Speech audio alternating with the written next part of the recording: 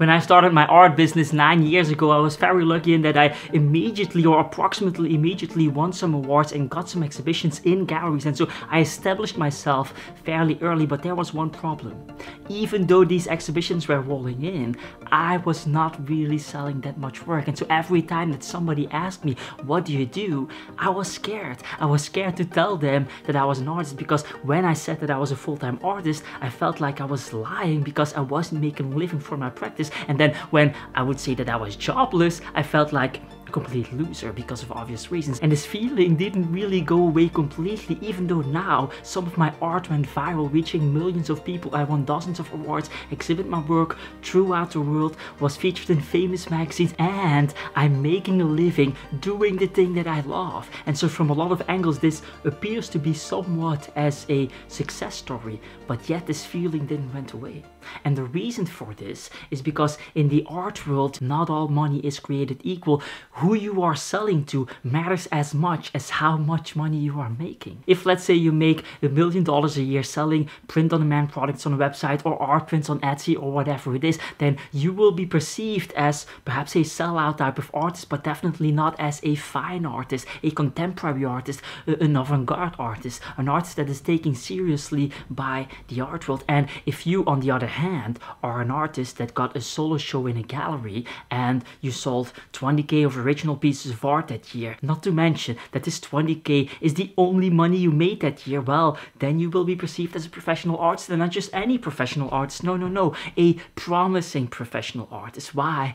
Because it's a gallery, because you are selling to collectors. And so this is a real problem that you have in the art world that you don't have in other places on this planet. A bakery isn't judged by the clients that they are selling to. An artist, on the other hand, is. And so when we are asking ourselves this question, how to become a full-time artist, the question kind of is, what type of artist do you want to become? Do you want to become a non-artist, sellout artist that is also making $1 million a year? Or do you want to be a professional artist that is promising but can't make a living from their practice? This question brings us to the first problem that I made. I made my aim extremely specific. I wanted to be a contemporary artist, an avant-garde artist, a fine artist, however you want to call it. I did not want to become a bakery type of artist. And making your aim this specific is one of the worst things that you can do, and almost reduces your chances of success to nearly 0% in and of by itself. They did this famous study that you might be familiar with, where they showed people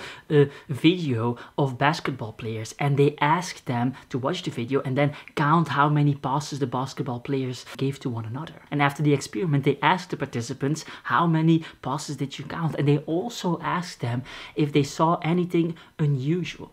And the participants, most of the participants, didn't saw anything unusual at all. Now, interestingly here is that during this video, there was a gorilla, or a man in a gorilla suit, who walked over the basketball court several times in the video, and nobody saw it. Nobody saw anything unusual. And the reason for this is, of course, because they were focused on counting the passes. If the researchers would have asked to just watch the video and not count the passes, then everybody would have seen the gorilla. It was right there in front of their eyes. And so what can we learn from this? Well, what you aim for in life literally shapes your reality of life itself. It shapes the experience of life itself. Depending on what you aim for, you will see particular opportunities coming your way, or you will not see them at all. And if you can see the opportunities coming your way, well, then your chances of success are nearly 0%. I recently met Patrick Smith through the comment section on one of my videos. He watches the videos,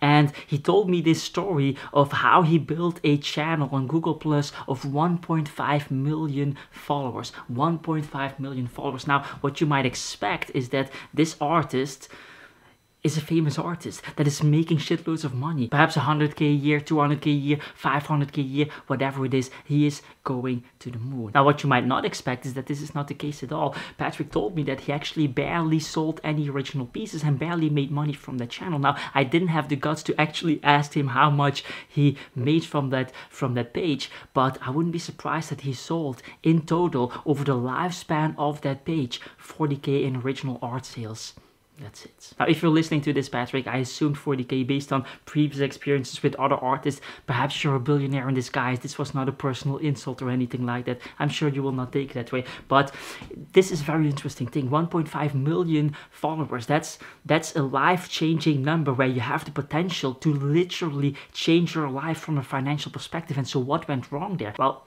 Patrick spent a lot of time building his fan base, 1.5 million followers, and all of those followers were there because they were curious how he was doing that work, how he was creating these hyper-realistic photographs. They wanted to know the secrets. They wanted to get the same type of effects in their photos as Patrick got. But Patrick was focusing on counting deposits. Patrick was focusing on becoming a full-time artist, which in his mind was selling original art, selling original abstract art photography or hyper-realistic art photography, and being represented by galleries and all of that stuff. But this was not the reason why these people were following him. They were not following him to buy those abstract photographies, to buy those hyper-realistic photographs. No, they were there to learn the secrets. The problem that existed in his life, not in his life, but in the life of his followers, was that they wanted to know the secrets. They were not good at photography and they wanted to be good at photography, and they thought that Patrick perhaps could help them. Now, if Patrick would have seen this opportunity and understood that problem, understood that pain point, then he would have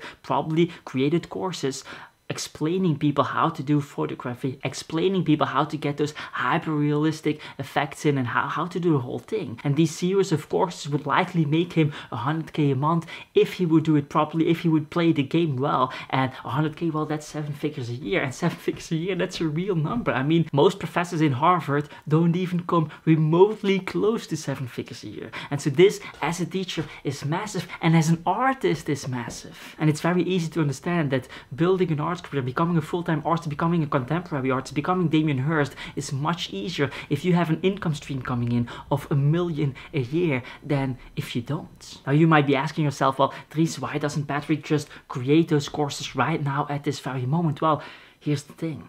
Google Plus died out. That platform is not real anymore. There's nobody using Google Plus, and perhaps you've never heard of Google Plus before. And so all of his followers, they're still following him there, but none of them get any post because they're just all gone. They're not using the platform. And so he had this very short time frame of perhaps a year, 2, 3 to make it happen. But he didn't saw that opportunity. Now, ironically, and this is very crucial, ironically, if you look at art history, if you look at the major artists, the Matisses, the Picassos, anyone that you admire as an artist, they were most likely teachers at some point. And even in the height of their career, they're oftentimes still taught. And so this is a very common opportunity. But if you're focused in way too much, then you can't see those opportunities. And I myself most definitely have experienced this over and over and over and over, because I was so focused in, I was so dialed in this one thing that I wanted to achieve, and just couldn't see all the opportunities coming my way. Now, the second problem that I was facing in this journey of becoming a full-time artist was that I did not know how to become a full-time artist. I did not know what successful other artists were doing to get towards their success. I didn't know what, for example, Picasso or Matisse or Da Vinci, or how they sold art. What was the first dealer that they got? What was the first income stream through their art practice? What was, like,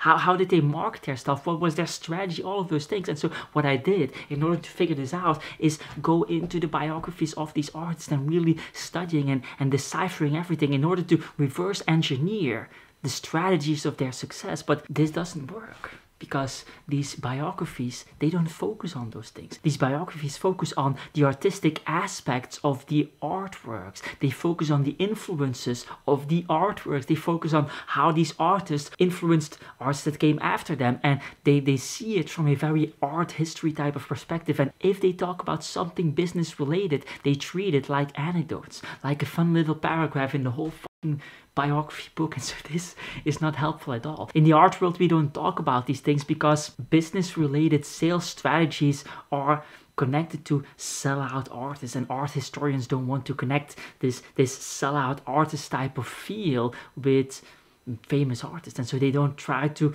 unravel that. And the truth is that these art historians also don't know. These professors in the universities, they don't know. And in this process of deciphering biographies, the only real thing that you stumble upon is perhaps something like luck. That some of these people were very lucky early on in their careers and got some connections that helped them, that put them on a pedestal, or came from extremely wealthy families, connected to royal blood, connected to aristocrats and things like that. And what do you do with that? I mean, this is not an advice. Like, hey, be born in an extremely wealthy family. You can't really give that as an advice or take that as an advice, especially because I wasn't born there. You can't really take the advice of just be rich before you are rich. That's not how it works. And so this is very frustrating, and this is why becoming an artist, becoming a full-time artist, is such a frustrating trajectory. And also one of the reasons, by the way, I'm gonna plug my own channel here, one of the reasons why I made this channel, in order to help artists be more familiar with the business strategies behind a successful art career, the business strategies behind selling art, marketing your art, and things like that. So let's talk about some of the ways that you can become an artist that I've tried myself to become an artist. Some failures, some successes. And the first one is one of the most obvious ones, and that is to reach for galleries and get those exhibitions coming in, because in those exhibitions you might stumble upon collectors, and if you can sell to those collectors, you can build out a collector's base, and if you can build out a collector's base, well, now you're an artist. And so this is really cool. The idea of this is really cool, but there's a first problem that you stumble upon, and that is that galleries and dealers, they don't like to work with artists who don't have a market yet, who don't have people that are regularly buying their work. Dealers and gallerists want to expand on a market of an artist that already exists, and they want to build that up further. Why? Because, well, the startup sections of becoming an artist is extremely hard, and the truth is that a lot of these gallerists also don't know. They also don't have the tools and the resources to build art careers from the ground up, and so you will have to do that yourself. And so then the question becomes, how do you build that market out? How do you get those first collectors buying your work to make those galleries interested? Well, that's a question. Then we're back to stage one. We're back to the start of how do we become a full-time artist. And well, one of the reasonable good ways at this moment is probably social media, because you can really get that fan base, and then also the collectors that come with that, and that's just value towards galleries that you can provide. And we will talk about that in a minute. The other way is, of course, to reach out to those galleries, to cold approach them, and to reach out to those dealers and present your work to them. Hey, this is what I've built. I've had a little show there, I had a little group show there, and this is my work, in the hope that they are going to be interested. Now, there's a real problem with this, and that's that talking to people who don't want to listen is a very bad idea. Here's what will happen. If you start talking to people who don't want to listen to you, you will start trying to figure out why they don't want to listen to you. And the first thing that comes to your mind is, obviously, if you're somewhat of a healthy person, that you are doing something wrong, that you are not worthy of being listened to. And this is a very slippery slope, where you start devaluing what you have to say and devaluing your artworks, the things that you have to offer. And this is devastating, because now you're starting to doubt yourself. You're starting to think that you're not good enough. And it becomes somewhat of a self-fulfilling prophecy. Every time you're going to galleries and presenting your work and getting those rejections, you will start believing that you're not good enough more and more and more, which will result in more rejections, which will result in you believing that you're not good enough even more. And so this is a self-fulfilling prophecy cycle of pure failure that you don't want to fall into. And so what is the best way to overcome this? Well, ironically, it's to talk to the people that want to listen to you, not the galleries and not the dealers in the beginning of your art career. And a funny thing will happen. If you start talking to the people who want to listen to you, more and more people will start listening to you on social media, for example. And then when more and more people start listening to you and your fan base grows to 10K, 20K, 30K, whatever K, then galleries will start to see that potential. They will start to see the free publicity that they could get by collaborating with you. And now they want to collaborate with you. So ironically, by ignoring the galleries, you're reaching the galleries. And I can tell you that all the exhibitions that I've had myself throughout the world were galleries that were contacting me, and then me responding to those things. And so this is just a way to go for it, allowing those galleries to come to you instead of you trying to reach out to those galleries. It's like the girl that you desperately wanted, and then she felt that you wanted her too badly, and then it never worked out just because of that. You know, it's the same type of thing. Now, luckily for me, all the way in the beginning of my art career, I didn't start chasing those galleries and piling up those rejection letters because of one thing that happened actually. And it's not even a decision I consciously made. It was kind of a reaction out of fear of something. Let me explain what happened. So the first gallery that I went to present my work. So at that stage, I don't know, applied to like 50 galleries or something, 25, 30 galleries in Ghent, where I was born, and then 20 like major galleries that would never respond to me. I was very stupid at that time. And so one of those galleries said like, hey Dries, come and bring your work to the gallery. And so I packed all my stuff, drove there, fixed the car, drove there, and she said like, yeah, there's a collector here and I'm sorry, but I can't receive you now, but let's do a different date. And so then we had a different date, paused gallery hours, and so I packed everything up again, went home, then on a different date, packed everything again. It was a mess. Then drove over there with my work, and she was not really that honest, and apparently there was another collector there, so I was waiting outside. And while I was waiting outside, I get a phone call from a girl that rented my car. So here's the thing, I had to fix a new car in order to transport my work there, because my car was rented out to a girl. And so this girl calls me. I have to present my work 2, 3, 4 minutes from now. I'm just waiting for this collector to go out of the gallery, and then it's my turn, I can present my work. She calls and she says, Dries, I crashed your car at 130 kilometers an hour on the highway. I'm very sorry. And so now I'm in panic mode, like, okay, is everything okay with you? Are you hurt? Are you in the hospital? Do you have to come over? Do I have to help out? She's crying on the phone, and I'm trying to calm her down, like, it's okay, these things happen. Don't be afraid. Don't like, it's just a car. Luckily, everything with her was fine, and so yeah. I hang up the phone. I'm thinking about arranging something with her, trying to help her somehow. And I go into the gallery. And she looks at my work. And I think she looked for about 1 minute or something. And then she said like, hey, I like this. I don't really like this. I don't really do a lot of abstract work. So this is a lot very abstract. Yeah, this is perhaps good. And then she makes a proposal like, hey, I can put your work in the back of the gallery and present it to some collectors and see what they respond. But I can't promise you anything. I can't offer you anything at this moment, blah, blah, blah, blah, blah. And I'm still busy with this car thing. I mean, my car crashed, and I'm trying to be friendly, and I say, you know what, this is not going to work out for me. And because I didn't want to just wait for stuff, I didn't want my stuff to be in the back of like I was very young at this time, you know. I'm 21 or something, so I'm full of myself still, and this was not good for my perception. I would definitely recommend you, if you get an offer like this, just take it. Don't be that guy that feels too good about those things. But anyway, so I refused and I walked off, and I thought by myself, wow, I spent hours and hours and hours transporting my work to this gallery, and then there was a collector and there was no time for me. And then I had to do that again, fix a car, because my car, all of that time I spent in total like a day and a half for 1 minute of her time. That's not worth it. That's not worth it. And so I never did that again. And so perhaps this was a lucky coincidence, or an unlucky coincidence with a lucky side effect, in that I never did that and then kept on believing in my work, because those rejections didn't destroy me or something. But yeah, what can we learn from this? I know so many artists who, after years of rejection, just gave up. They just gave up because they couldn't face the reality of their work might like not being good enough for any reality. There's just so many artists, and rejections are so omnipresent in that field. If you don't have that thick skin, don't try that. Go a different route. Try social media, try to build a fan base, try to be of some value, create that market for yourself, and then galleries will come to you. There's no point in piling up rejection after rejection after rejection. It's just devastatingly depressing, you know. Let's talk a little bit about marketing your work through social media, for example, how to gain followers and why you would gain followers.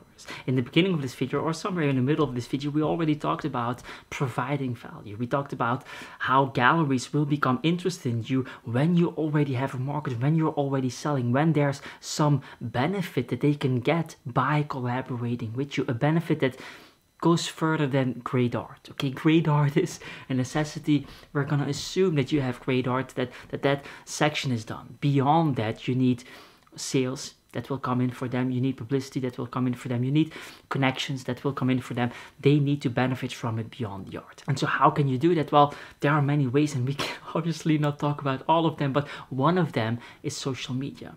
And this is available to you without money. You don't need any money. You can just start posting on social media. You can start building your network out. I have many videos that cover things about that. But one of the things that I want to highlight here is that social media really offers you several angles to tackle that value providing type of thing. One way is, of course, to have a fan base so that these galleries have free publicity when they work with you, when they put you into one of their shows. Another way is, of course, to then generate sales through social media so that you can have sales and show that to the gallery. Hey, there's a market for my work. Yet another way is to, for example, build a series of courses out so that you can get that passive income stream coming in, and that you have some kind of revenue that you can do stuff with, that you can perhaps create your own shows with, buy material, whatever you want to do, travel, whatever you want to do. You can actually build a business once you have money coming in. If you don't have money coming in, that's going to be a very hard thing. But there are some other less known things about social media. For example, let me give you just one of my strategies at this moment. One of the reasons that I built, for example, YouTube channel out. It's not just to help artists out, for example. It's not just to provide information about the business strategies to collectors, to gallerists, to etc, etc, etc. It goes beyond that. One of the things that I will be doing half a year from now is I will start to invite particular people that I normally don't have access to on this channel, and then I will interview them. And we're talking about major people here. We're talking about top-level gallerists, top-level dealers, top-level artists that would never talk with me, that would never want to listen to what I have to say. Remember what we were talking about? Don't talk to the people that don't want to talk.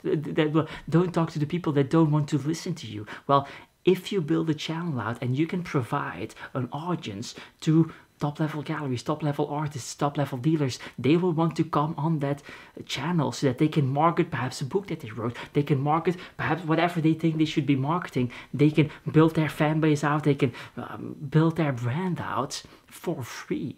And so now you have access to those people. Damien Hirst, for example, would never, ever talk to me if I would see him on the streets. Never. If I have 100k subscribers and I invite him on the channel to talk about some interesting stuff, well, yeah, he will do that because it benefits him. And so having a social media page goes beyond the money that you can make from that social media page directly. It's actually the best networking tool in the world at this moment.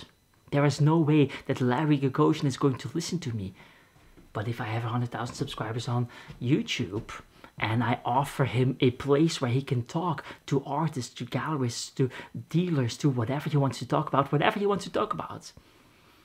there might be a chance of that happening. But Larry Gagosian is probably a little bit too big, but you get the idea. Perhaps Damien Hirst is also a little bit too big, but you get the idea. That's part of my strategy. And so these are things that are available at you at this moment. And so I guess the main thing that I want to convey in this video, the lesson that we can draw from all of this, is that you should do the right thing, even when the art world doesn't agree with it.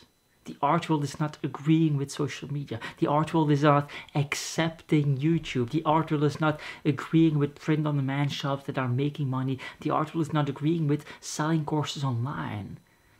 But Patrick definitely regrets not doing that. And here's the thing. 10 years from now, the art world will be agreeing with all of those things. Why? Because major artists will have followed that path that is now not accepted and will break through and will do amazing things. And so don't wait for that to happen, because if that happens, then it's already too late. If that happens, then all the artists will suddenly start to do massive YouTube channels, massive on Instagram. It's already a thing, you know. On Instagram, a lot of artists are doing that. On YouTube, it's still somewhat beginning. There are not a lot of professional artists, not a lot of contemporary artists that do fine artwork that are on YouTube, and so there's still somewhat of a blue ocean type of thing going on. 10 years from now, that will not be the case, and so. Yeah, if you need any practical advice on how to do those things, how to grow your social media, how to sell, how to, then my channel is full of that. You can just watch any of the videos basically. That's it. Get the hell out of here.